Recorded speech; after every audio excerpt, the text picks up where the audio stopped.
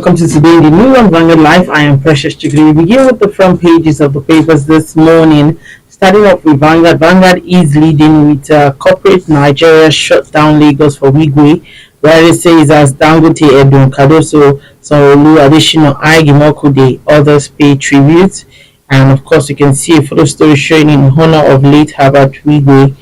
On page 30 on sports, we have 2023 African Games, 358 athletes to represent Nigeria in 25 sports, and that's coming from NOC. Stories above, why Sims previously linked to NIN were barred, that's coming from NCC. NPR Obaseki fought CBN, warns of tougher times ahead. You can see that on page 4. Edo Guba, INEC opens candidates nomination portal. I am APC's candidate. Idahosa writes INEC. IPAC task parties on issues-based campaigns. Last year on the front page of Vanguard, we have electricity. Discos reject 753 megawatts despite federal government's pressure. And we'll take a look at the Nation newspaper. The Nation is leading with government takes minimum wage talks to Nigerians in zone. Rider says private sector players orders to give input in Lagos, Abuja, Sokoto, Kano, Uyo, Yola. University workers disrupt convocation. Stories above, Akeredolu's wife blasts in-law for backing Ayuda Tiwa. Police to arraign 15 for Abuja warehouse looting. And the US Supreme Court clears Trump to contest against Biden. A Transcorp Power hits a 2 trillion naira listing rally. Firm targets 500 billion naira. And last year on the front page of the Nation, tearful Dangote immortalizes Wigwe, a road named after him. Take a look at the Guardian newspaper. The Guardian is leading with 198,000 pending court cases leave many in jail. Businesses stranded. We can see an infographic showing more on that report. Amotekun arrests 3 jailbirds. 64 others suspect in Mundo, and federal government to begin grains distribution, insist warehouse looting criminals beyond hunger, stop proliferation of arms, light weapons, Tinubu task AU, UN, monetary tools can't solve food price crisis, additional insists, review or size report before implementation, civil servant tells the federal government, looting food warehouse, reflection of hunger, frustration of Nigerians, says INC. And of course, we can see a photo story showing Clinton, Obasanjo, Macron, additional others eulogize Wigwe. We take a look at the Punch newspaper. The Punch is leading with food crisis. OPS warns of shutdown as hoodlums loot more trucks. The writer says building materials, spaghetti trucks attacked in Ogun. Kaduna, 15 arrested in Abuja. Federal government condemns warehouse looting. Kano store evacuates wares. States to get free grains. Banks involved in 70% of financial crimes, and that's coming from EFCC. NSCDC, Tompolo men raise Ondo oil thieves hideout. NCC defends a blocking of phone lines. Lawyers slam 10 billion naira suits. Stories above. Approves Zimbabwe for solution to inflation. Obasanjo tells the federal government. Dangote names refinery road after Wigwe. And lastly, on the front page of the Punch newspaper, AFDB plans $2.7 billion budget, agric loans for Nigeria. And that's how we can take on the front pages of the papers. Join us after the break. We'll be right back.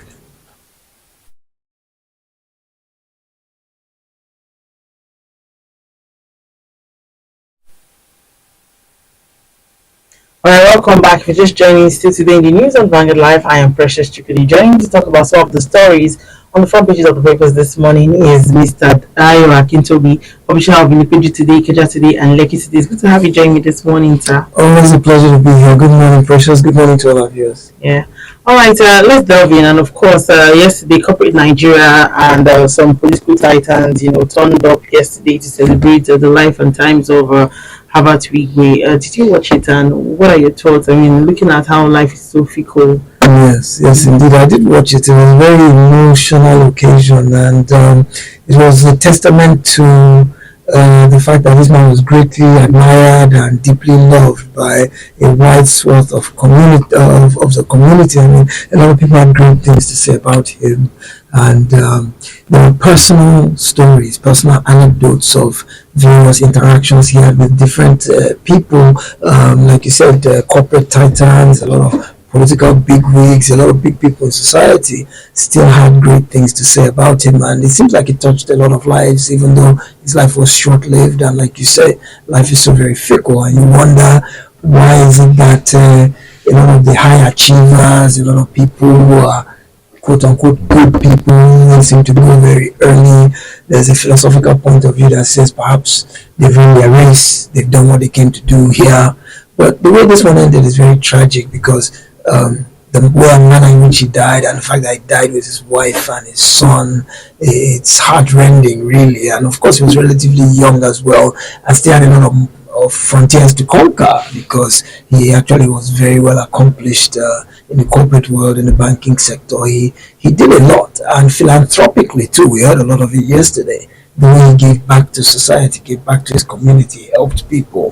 I mean, at the end of the day, what's life all about is that after we're done and gone, that people should be able to have good things to say about us and the impact we had on other lives. I would say that Wigwe lived a good life after listening to so many people yesterday. All right, so let's move ahead and talk about this now. The Nigerian Communications Commission (NCC) said that SIM cards previously linked to the national identification number names were bad because they were bad, and also NCC has also said that the job of using the NIN is to track kidnappers. Is the duty of the police. So my question is that, have you heard of any case of where a kidnapping occurred and the NIN was deployed in tracking down kidnappers or something?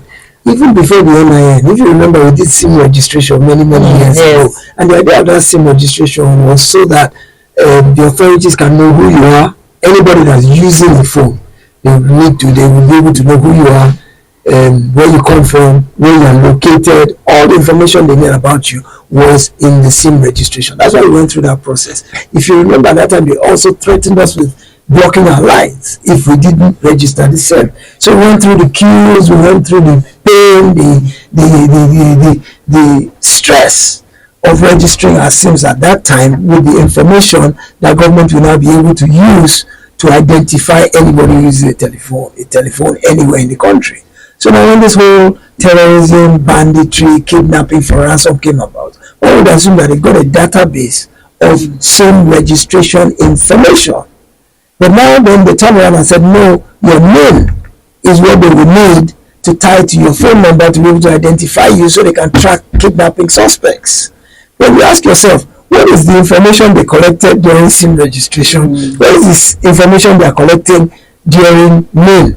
I think the only real difference, is that the NIN has maybe your photograph. I can't really remember if they captured our photographs during SIM registration.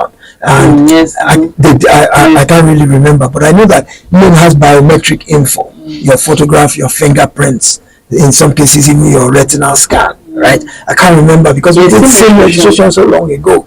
But if you're right and you say they captured biometrics at that time as well, then I don't understand what the hullabaloo is all about, because obviously the databases are overlapping. If all the information in NIN is already captured in SIM registration, why do we have to go through this a second time? Now here's the problem. They've barred 40 million lines. Why? They say, well, the information you gave at your SIM registration doesn't match with the information on your NIN. Well, that could be very innocent mistakes, because when we did SIM registration 10-15 years ago, perhaps at that time your address was different from where it is now. Perhaps your marital status was different. Perhaps your local government where you are, there might be some differences. At the same time, even when they are capturing the information, some people input wrong. It might not be your fault. It might be the person who is inputting, because they just ask you what's your address, they start typing. What's your date of birth? In many cases, they may transpose the month for the day. So you have some information that doesn't match. That's not necessarily the fault of the subscriber, But now subscribers are being made to feel the pain. 14 million people have their lines barred, which could affect their businesses, could affect their livelihoods, could affect their interactions with their family. Say, for example, your child's school needs to get in touch with you because your child has suddenly developed an illness, they can't reach you because your lines are blocked. I don't think it's a very efficient way of doing things in terms of wanting to harmonize these two databases that generally contain the same information, and into that penalize people who may be innocent. I think there might have been a better way to do this. I don't quite agree. All right. So NCC is saying that the lines that were bad are bad. Now, do you think that objective of NIN has really been achieved? Looking at the whole situations around it. Well, I mean, of course, police will not tell us everything about their investigations, but I haven't heard. I don't know about you. I haven't heard any kidnapper that was tracked based on the name and was brought to book, arrested, prosecuted, and punished based on using the national identification number. So, what really is its purpose? That's not to say that nobody has been arrested. Maybe they are not telling us because there are national security issues. They can't divulge everything. But bottom line is, we've never really heard of the NIN actually being useful in helping to track kidnappers. I understand that the police have tracking equipment that when you are using the phone, they can triangulate your location based on the what are those masts, based on the masts that are receiving the calls. Police have tracking equipment, and that's more the way they're able to track down kidnappers, is more through this GPS, global positioning satellite, that when the phone is on or they're using the phone, they can track the phone. So I don't think it's the name necessarily that is telling the police who is the kidnapper, where is the kidnapper located, what is his local government, does he have tribal marks, or his cheeks clear. I don't think the name has succeeded in achieving that objective so far. But that's not to say that the name is not a good thing. I think the name is important because as a country we need to have a database and know everybody, know how many people we are, know where we are located, even for budgeting and planning purposes. Like in America, they have the social security number. In the UK, they have the national insurance number. Every adult must be registered so that government knows who its citizens are, where they are located, how it can allocate resources to each and every individual, and also even for criminal purposes. They have a database of those who have been convicted of crimes. Then there's forensic purposes, your fingerprints. If a crime is committed somewhere, they can collect the fingerprints, run it against the biometric database to identify who the culprits or the perpetrators are. So the name itself is a good thing for all of us to have, but I don't think its primary purpose is for tracking kidnappers for ransom. And if that's its primary purpose, it's not effective. It hasn't been effective up to now. Right, as a country, do you think we're ready for this digital transition, especially because we always, like you rightly mentioned, a while back, we've done this whole biometrics thing, and then they're asking us to do it again. We don't know what's going to happen in a couple of months again, because now I hear now that they're asking people to link their name to their BVN, and in all of all these things, we still keep hearing issues of fraud, and you still wonder how come these things are very prevalent, still happening. So do you think we're ready for this digital transition in the country? Well, whether we are ready or not, we must do it, because that's the times in which we live now, is that it's all technologically oriented, and there's no need to do the old-fashioned way anymore. It's more efficient to be digitally compliant. But we have too many different databases. We have, I remember we did BVN, we did SIM registration, we've done NIN, even driver's license, they capture voters card, what they call PVC for voters card. For driver's license, we have a different one. For passport, we have a different one. So you have overlapping databases all over the place. They all need to be harmonized into one single one. That's what will make it efficient and useful for purpose. But we said before we can really achieve digital compliance, you have to solve a power problem first. How can you even be talking about databases that you can't access because you don't have power? I mean, look at the power situation in the last several days. It's been really woeful in the country. So you don't want to link any DIN to anything at this point in time. The places you go to, they don't have power. So how can you even do it? You want to check anything, how can you even check it when you don't have power? So this power problem is paramount. We have to solve that first. I think it's put the cart before the horse, trying to get technologically compliant when even the rudimentary aspect, the most basic foundational underpinning of technological advancement, which is constant electricity supply. You have to have power to be able to go technological. All right, moving on. Edo State Governor, that's Obaseki, has predicted the tougher economic times for the country due to bad economic policies by the federal government, allegedly, aggravated by the CBN to increase the interest rate to 22.75%. So what are your thoughts on that? Well, I don't really know because there are two different schools of thought. First thing to look at is how Obaseki is in the opposition, is in the PDP. So the opposition, of course, will never see anything good that the party in power is doing. So is it politics or is he talking as a technocrat? That's the first thing we need to look at, because there are some people who are saying what the CBN governor has done is good in terms of increasing interest rates. He has said that, well, by increasing interest rates, it reduces the money supply, which means that prices are going to come down over time. I mean, I'm not an economist, so I don't really understand the mechanics of the recommendations or the steps the CBN governor has taken. But listening to Governor Obaseki yesterday when he spoke, essentially what he's saying is that, look, what we need to do is ramp up production, local production.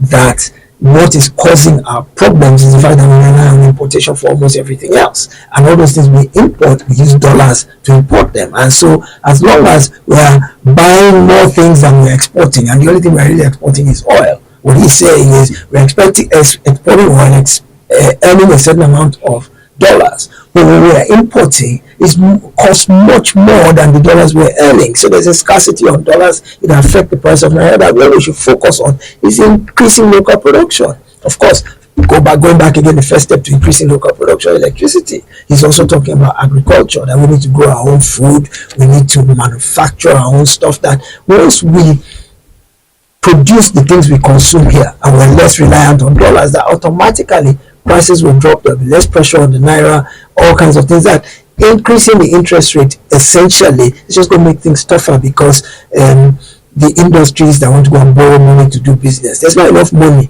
to do big business from your savings. People like Dangote and Bua and all these people, they have credit facilities from banks by which they used to run their businesses. So what Obaseki was essentially saying is that businesses in Nigeria, for them to borrow at the new interest rate, because that MPR that the CBN increased relates directly to how much the banks will charge you in interest to borrow money to do business. So what Obaseki is saying is that the industries, the manufacturers, the big businessmen, if they are paying more to borrow money to do business, they'll pass on that cost to the consumer. So that what will happen invariably by this move by the CBN is that prices are going to go higher, they're not going to get any better. So that was a wrong move, and where the focus should be is ramping up production. He talked about agriculture. He said there are some crops, yams and things like that, that in 3 months you can harvest, you can grow and harvest very quickly. And so that what government should do is focus more on providing things like fertilizer, providing land that people can farm on, providing interest-free loans to those who genuinely want to do proper business and produce locally and things like that. So I will say it was right or wrong. It's an alternate point of view. Experts, people like Bismarck, Rewani, and all these renowned economists are the one who can really say who is correct. It's just that they both have different ideas about how to solve this problem. Who is right, who is wrong? The average Nigerian will feel it down the road. We will be the judge down the road of whether the CBN governor is the one who is correct in the step he has taken, or whether Governor Obaseki's alternate view is what should have been done. We will feel it because we will be the ones who will note the difference when we go to the market in the coming days. All right, so let's just touch on the meeting that happened on Sunday at FCT at Wigwe House, and what does this speak to in terms of the harsh realities we're facing now? It's a sociological issue, because of course again there are two different points of view. There are those who believe it's pure criminality, and the fact that there's poverty in the land and there's hunger doesn't make it right for anybody to go and loot. And there are some who say, look, if people were not hungry and poor and desperate, they wouldn't be going to loot warehouses and loot trucks that are carrying food. That's okay. 6-7 months ago, when prices were still reasonable, when people could afford 3 meals, did you hear of anybody looting warehouses? They looted palliative warehouses during COVID, primarily because those who should have distributed them were hoarding them, and the people who should have gotten them for succor didn't get them.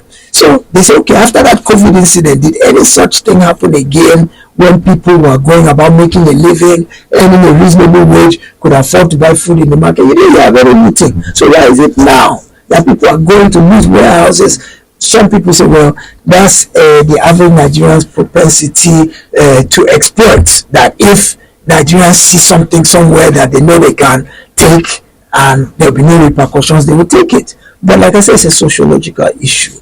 There is a school of thought that says poverty, hunger, desperation. Poverty and hunger breeds desperation. And a desperate man, a hungry man, is an angry man who will do anything to feed his family. So, well, yeah, there's some element of, it's criminal. It's wrong to take what does not belong to you. But look at the judge who, they arrested some of the looters.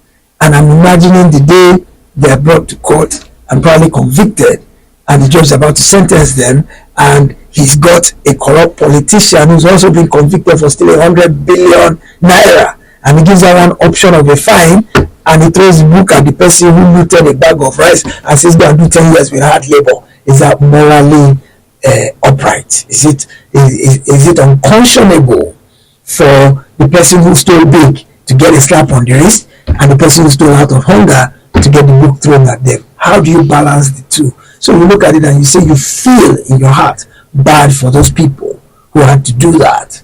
But at the same time, you also know that we can't risk anarchy. We can't just be in a lawless society where people can take the law into their own hands and go and start taking things that don't belong to them. So the solution, of course, is that government should come to the aid of people who need help.